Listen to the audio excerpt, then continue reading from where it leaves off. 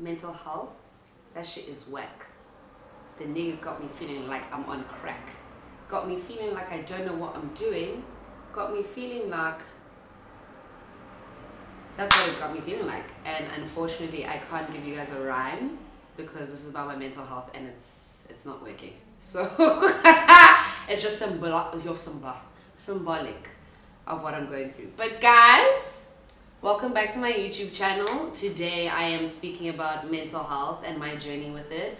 This is the couch. This is where majority of my content is going to be shot. So yeah, we're trying to make it a little cozy. Tell me guys what you think. Let me know if you have any suggestions. Yeah.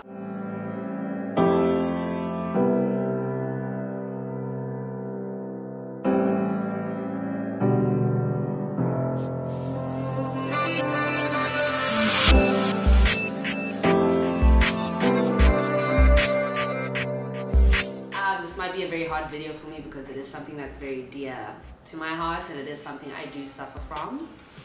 So I'm just gonna, get into it. Hi, my name is Gugulethu Abigail Ntsumba and I suffer from anxiety and depression. The first anxiety attack I had was in grade 11. The first depressive episode I experienced was in grade 9. I even remember I was just posting really dark things on BBM about death. And then my grade held an intervention and they were like, yo, my girl, you good? I was like, I'm not good. But I kind of bounced back from that because I just thought it was a seasonal thing. And then I was mad anxious in grade 11 via my results and just making sure I did well. I was then diagnosed with anxiety and depression end of 2016. That was a horrible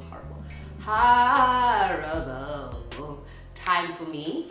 And yeah, I've been battling with it ever since. I have been put on medication as of recent. So that's 2019, November is when I started. And yeah, I'm just gonna talk you guys through my whole experience, what makes me feel better, what my triggers are, what I like to avoid, how mental health has affected me in my personal relationships. So yeah, here we go. I definitely suffer from anxiety more so than what I do from depression, but I do have depressive episodes, but I'm just more naturally an anxious being, and my anxiety expresses itself in so many different ways. So I can either, the first thing that gets me is my heart, my heart rate will increase. I'll start to sweat, I won't eat. Anxiety makes me full as fuck, which is nice because I'm skinny legend, but it's not healthy. But yeah, my anxiety definitely feeds me. I'll definitely have the shits, TMI, yeah, but I'll definitely use the toilet. Depressive episodes, I'm curled into a ball in my bed. I have really bad coping mechanisms. Sometimes I do things that help me forget about what I'm going through, so be it going out or just anything that's going to be a distraction, and I'm trying to stop that.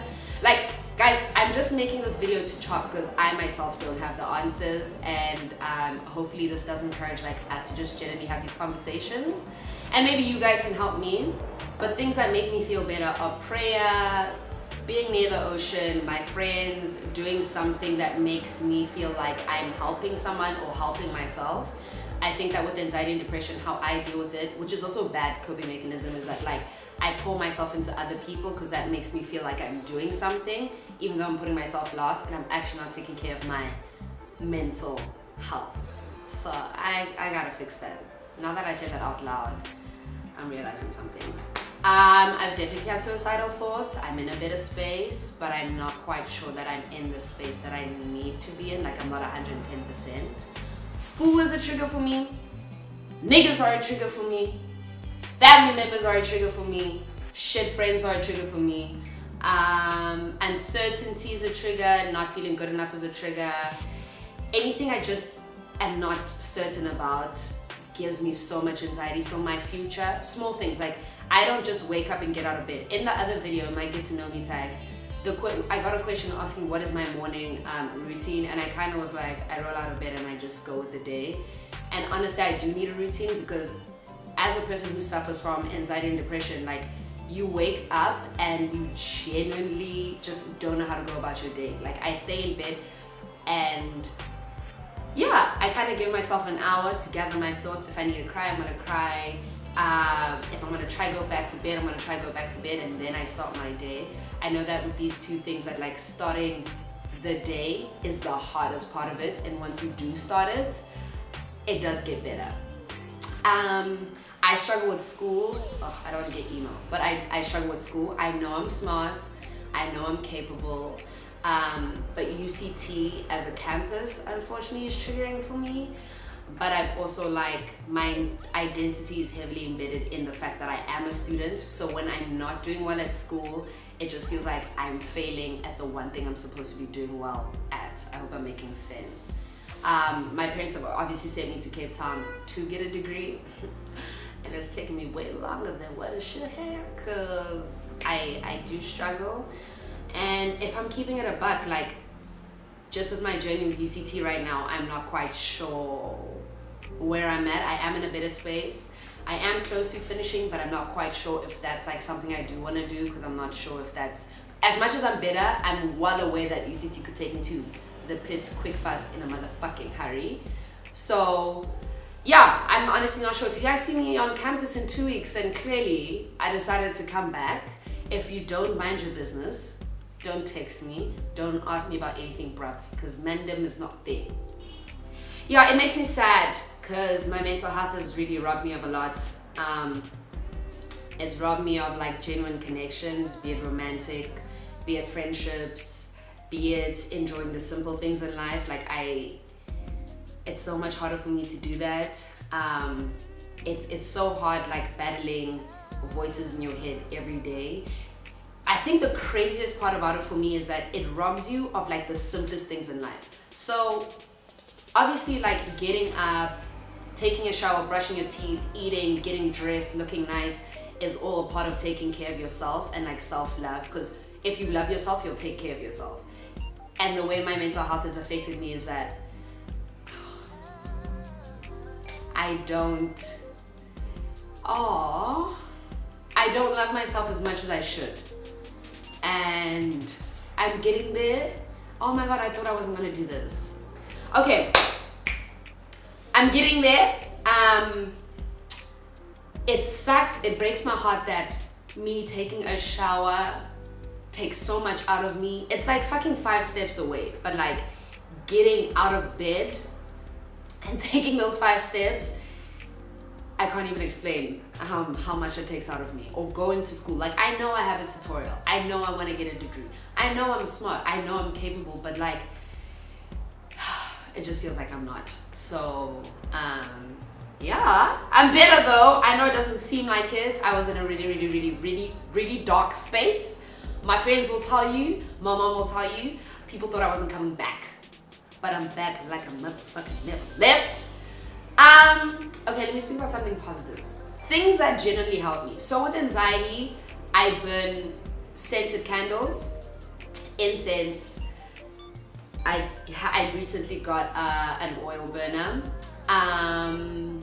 Being in spaces that are very wide, confined spaces don't help. So if I'm feeling mad, anxious, staying indoors is the last thing that is good for me. I need to take a walk, take a run, go to the gym, something. I journal now, which is helping me. I'm also in a weird place in my life in that, like, I'm feeling emotions. I know I feel them, but I can't express them.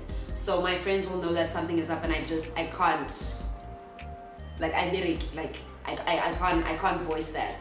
So I've just started writing, like, in those moments when I am feeling some type of way. I just pick up a pen and a piece of paper, and I'll just, or my phone, I'll just jot down those feelings. It helps me acknowledge them, because if I acknowledge them, I can kind of then get an idea as to why I'm feeling that way and where they're coming from. So it's all about tracing. What I will say is that in this process of healing, it is all about doing what's best for you, and like, not every day is going to be the same. You guys see me on Instagram like pop mapojela, and then some days I'm chilling by the ocean and I'm just a sad girl in thought, and like, that's a part of it. Embrace every day as it comes. Don't feel pressured to do anything you don't want to do. Like, the reason I'm not against the club, But the club gives me anxiety. Like, I know in order to have a good time, I have to drink. Like, I'm not someone who can go to the club and be sober. It just doesn't work for me. You guys are shouting, you're saying, habli babi cigarettes, niggas talking to me, like, you know? So I have to be like, the sounds, guys, the mom's speaking, the mom realizing my problems. I kind of have to be under the influence, kind of. So that's why I avoid spaces like that, because I don't like that. And I suffer from post-group depression. So I can have a good time. I can go to the club, I can go out and get gemorst, and then in the morning feel like shit. Like, imagine having anxiety as a person and then hanging at the same time.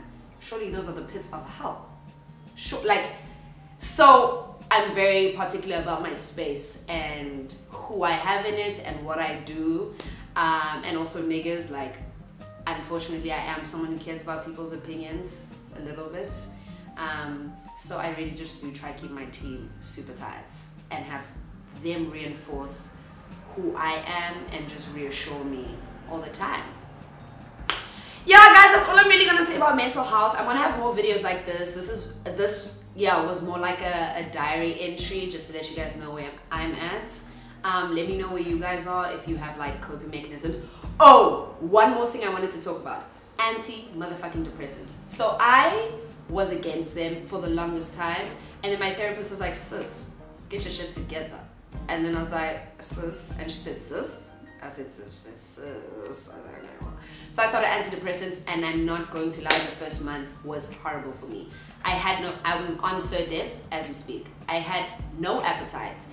I either fell asleep anywhere and everywhere, or I couldn't sleep at night. I have cold sweats till this day. So I sweat profusely at night. I know that has a lot to do with the medication. My emotions were completely turned off, and I don't know if I like that, because as much as like feeling so much every day was a lot, feeling nothing is also, your body feels that that's not natural. And I'm someone who likes to process what I'm feeling so I can get past it. So if I can't feel it, that's a weird space. And then a big thing for me that I think people don't speak about when it comes to medication was your sexual drive. Mine turned off completely. I was asexual. It was actually a really good thing in my life, if I'm giving it back. It stopped me from a lot, but it gets better. And for some people it doesn't, and if it doesn't, I really, really, really would advise that you go see a doctor and maybe change your medication or change the dosage. But yeah, mine got better. I'm significantly better. Like, I can eat, but my appetite is nowhere where it needs to be. I still sweat, it's not that bad. I am like fighting the fatigue in that, like, I'm trying to go to the gym because apparently that gives me more energy. Eating clean so that I'm not like, you know, sloppy and grumpy the whole day. And with my sex drive, I think it just came back naturally. You know, and that's where I'm at, guys. So just comment below if you can relate, and if you have a story that you'd like to share, if you have any suggestions. But yeah, just on my social media pages on Instagram and Twitter, if you are in the dark space and you do need someone to talk to, just someone who can understand, because trust me, I understand, drop me a message. I'd be more than willing to just have a quick chat with you. Yeah, I think that is all for me about anxiety and depression. That bitch is not gonna kill me though. Like, if she is trying to kill me, she's gonna have to come out and kill me myself. You know, depression is whack, because what it does is that it tries to get you to kill yourself. No, if you're the bitch you think you are, come out and kill me. I'm not gonna, guys, I'm sorry, this thing makes me so upset, and sometimes I just catch myself thinking this. So I'm fighting every day. Every day is a fight. Every day is getting better. Some days are hard, some days are easier, but it's just something I'm not going to allow to bulala the girl. I'm gonna die by a Ferrari on the road, rather. I'll die by a helicopter. I'll die in the ocean. Black people don't like dying in the ocean, but I'll die in the ocean. I'm not getting what's me. Hey, Kukulezi died via T-Pret. No. Hands I, no. Not me. And if I can fight, guys, you can fight. And one day I'll, like, on my channel, I'll definitely have a video where my friends get to speak about their own mental health and how it's affected them, and tell you guys stories about me in my dark spaces, so you understand where I'm coming from, because it's not cute. See therapists, guys. Speak about it.